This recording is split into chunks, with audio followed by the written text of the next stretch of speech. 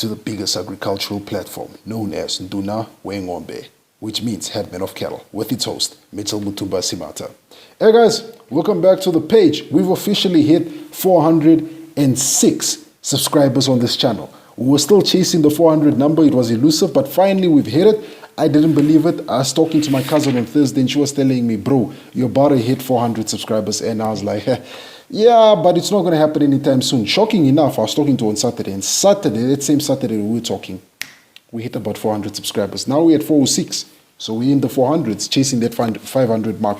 And like I said, the biggest target is to hit that 10,000 mark. Eh? If we hit 10,000, we get that YouTube plaque. That would be sweet. But it's still going to be a long journey from here to there. So today, for 400 subscribers, hitting the 400 mark, a gentleman came through my comment section. I think I was doing a video. I don't know what video was it. Oh, Embro Flashing. He came through and he asked me, what do I think about the Ankole Watasu breed of cattle? So I'm going to try and give an honest opinion. These are my personal opinions. It's no one else's opinions. I might be biased towards them. So let's get into it. This breed of cattle is considered, it's an indigenous African breed of cattle. It's indigenous, just like your Nguni are indigenous, your Borans are indigenous, your Tulis are indigenous. This is an indigenous African breed of cattle. It's found in countries such as Uganda, Tanzania, Rwanda, Burundi, East Africa, and now also in South Africa. So those are the 7 countries. I don't know if it has started making its way into Botswana, Namibia, Zimbabwe. I don't know. The type of environment this animal you'd usually find it in other parts of the country would be forests to rich grasslands. So this animal does exist in those places. The height of this animal is it can stand about 1.6 meters tall to about 2.1 meters from at the shoulder. So that's the height you can get.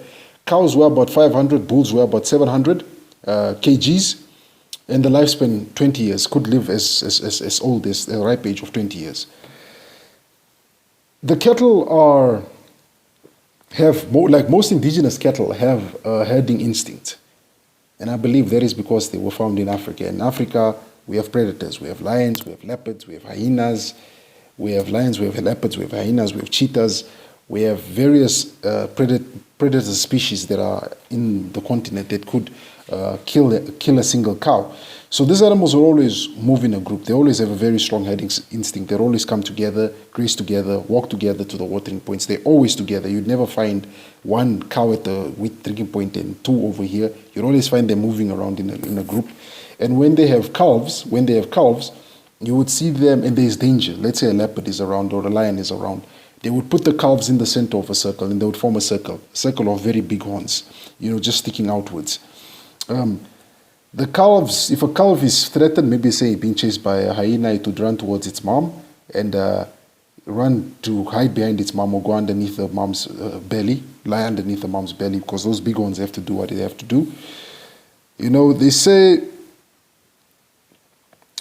the animals, some of the animals could be aggressive. It's not all of them, so they could be docile, just like the Nguni. You could have docile indigenous cattle, a docile Nguni cattle, or an aggressive indigenous cow.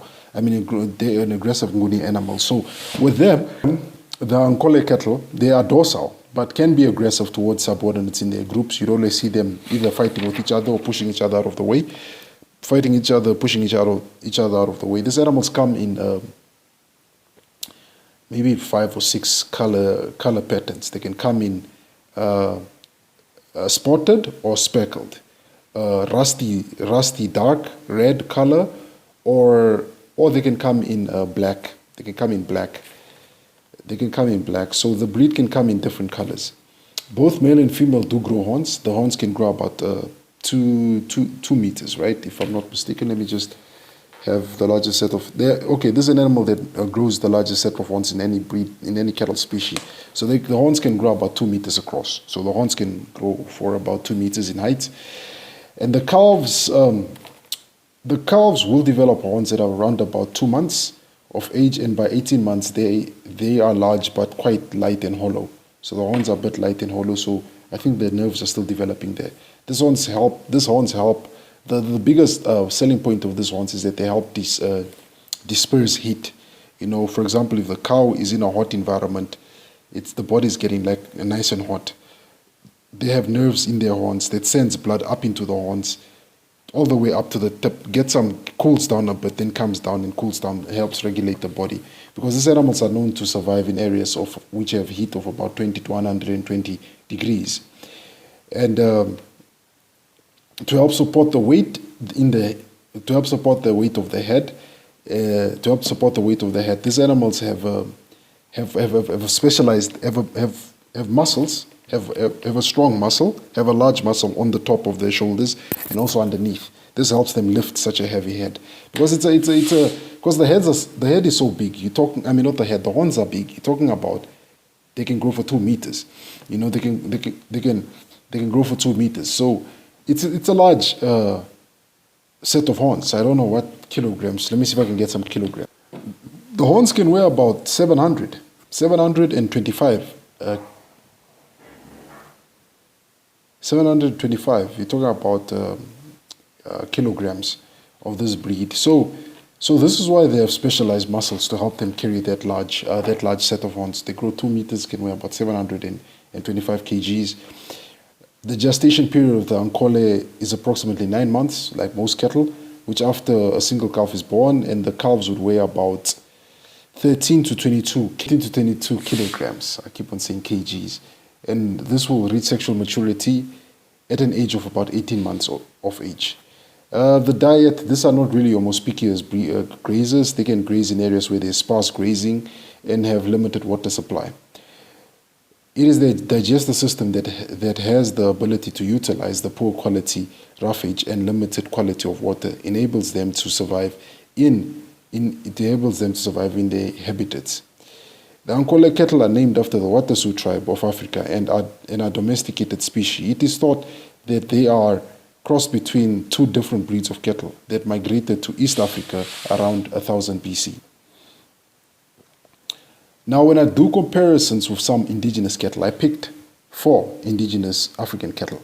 It's your Tuli, which is indigenous to SADC, Zimbabwe, by the way, Nguni, which is spaced between Namibia, Zimbabwe, Botswana, and Zambia. Your Afrikaner and your Boran. Those are the 4 indigenous cattle breeds that I picked. So the Ankole cattle, or Watasu cattle, a bull weighs about 700 kgs. So let's run 700 kilograms. So let's look at the Tuli's weight. Start off weight for a Tuli bull is about 750 to about 850. Nguni is the lightest, 500 to 600 kg, 600 kilograms.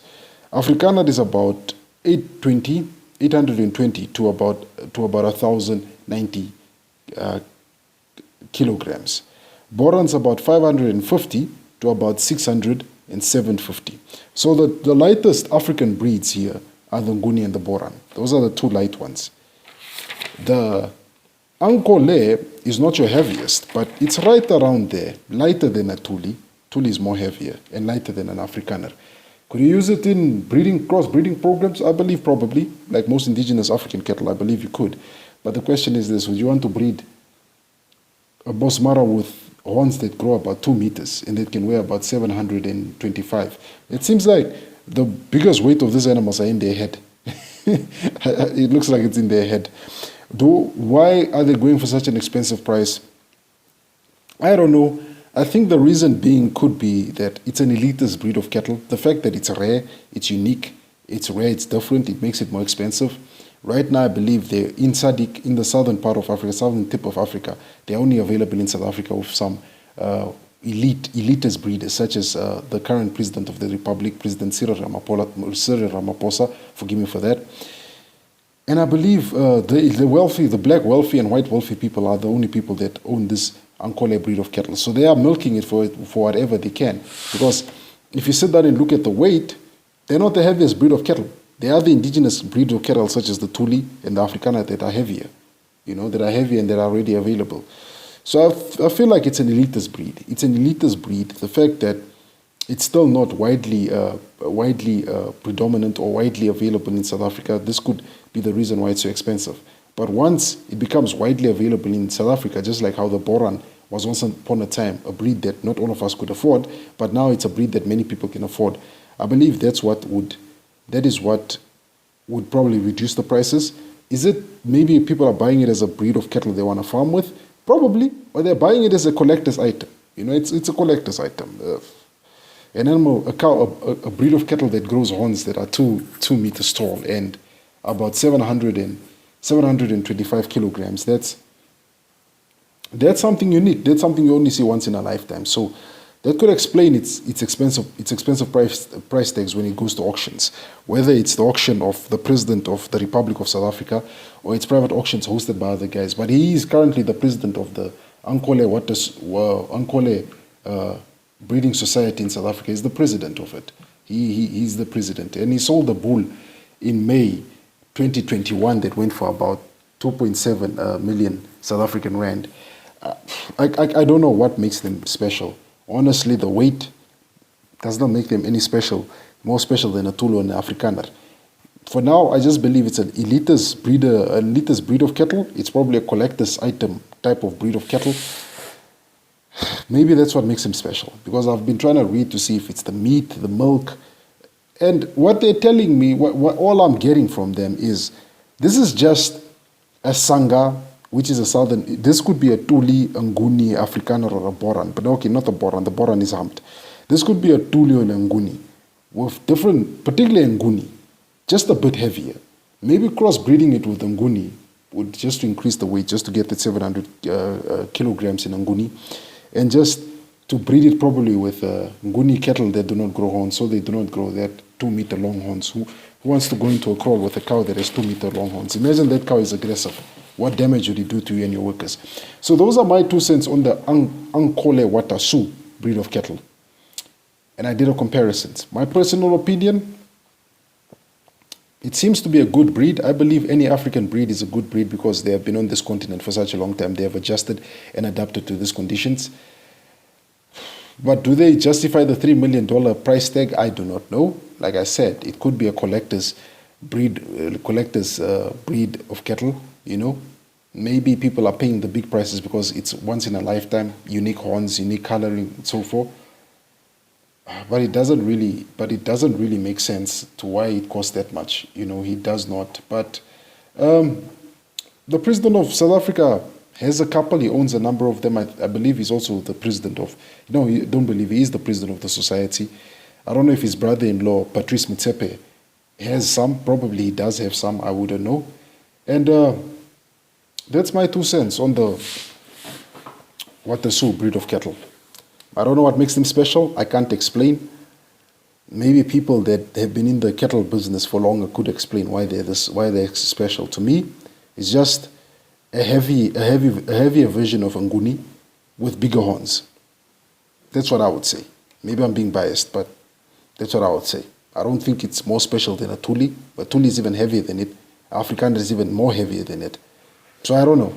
Could be that it's just a collector's breed of cattle. Nice, unique horns. Very unique to it. Reminds them probably of the Texas Longhorns. Maybe that's why. I wouldn't know. But that's my 2 cents, guys. And to the people who haven't yet subscribed to this page, you guys are missing out. Honestly, you guys are missing out. And to the people that keep on hitting the subscription button, thank you very much. Do me 2 favors. Hit that bell, hit that like button down there. Like this video if you enjoy the content that I put out here. And hit that subscription button here. And turn on the bell notification for future uploads. If you haven't subscribed, you're missing out. With that said, bye for now.